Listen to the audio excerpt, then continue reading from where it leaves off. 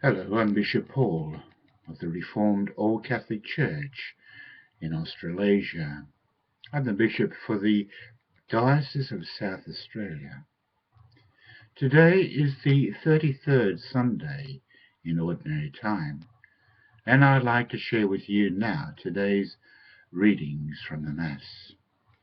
The first reading is from the book of the prophet Daniel. At that time Michael will stand up, the great prince who mounts guards over your people. There is going to be a time of great distress, unparalleled since nations first came into existence. When that time comes, your own people will be spared, all those whose names are found written in the book. Of those who lie sleeping in the dust of the earth, many will awake, some to everlasting life, some to shame and everlasting disgrace. The learned will shine as brightly as the vault of heaven, and those who have instructed many in virtue as bright as stars for all eternity. The word of the Lord. Thanks be to God. The second reading is from the letter to the Hebrews. All the priests stand at their duty every day, offering over and over again the same sacrifice, which are quite incapable of taking sins away. He, on the other hand, has offered one single sacrifice for sin, and then taken his place forever at the right hand of God, where he is now waiting until his enemies are made into a footstool for him.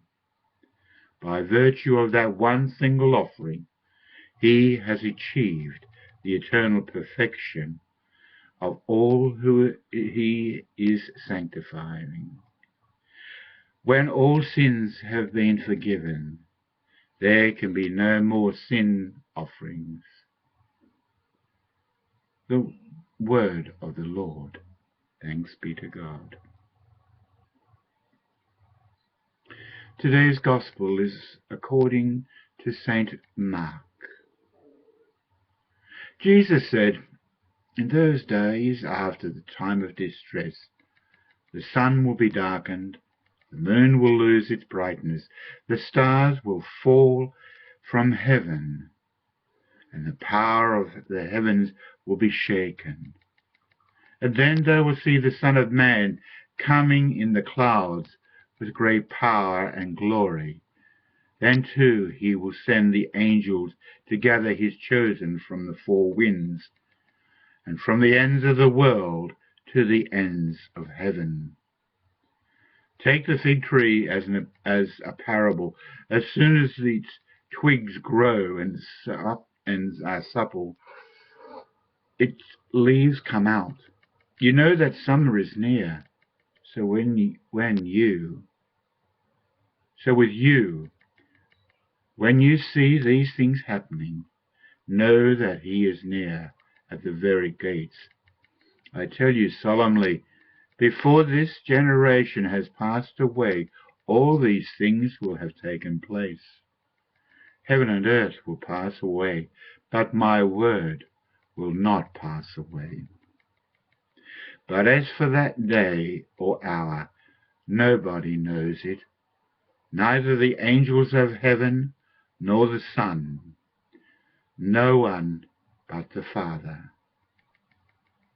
The Gospel of the Lord. Praise to you, Lord Jesus Christ. First, I want to mention about the terrible event that happened yesterday in Paris. So sad to hear that news of those poor people who lost their lives. This morning's Mass I offered for those souls, for those that were killed, those who were injured, and for everybody in France who are going through a lot at the moment. So please remember them too in your prayers. Of course, a lot of fear is spreading around the world, especially on the media. Some may even say it's the end of the world coming, the Armageddon. We read in today's Gospel, no one except the Father knows when this is going to happen. As it said in the Gospel, there are signs of distress and everything else like that. But you look back in history and you'll see the First World War, the war to end all wars, once again.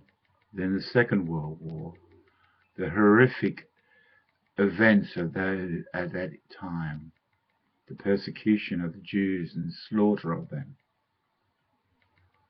the dropping of the nuclear bomb on Japan. Horrible. But then, of course, there was a lot of loss of lives too. But the thing is, we don't know. But we must prepare ourselves. We are now coming up very close to Advent. In a couple of weeks, we'll start that Advent journey leading up to the birth of Christ. We are looking towards the second coming of Christ, as we read in today's Gospel. Gave us a hint.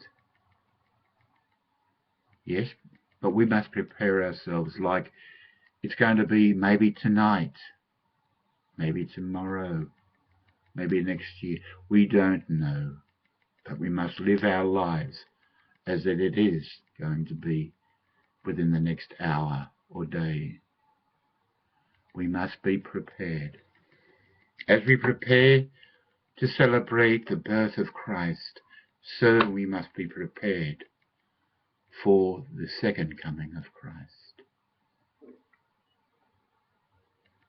Please keep me in your prayers as I keep you in mine.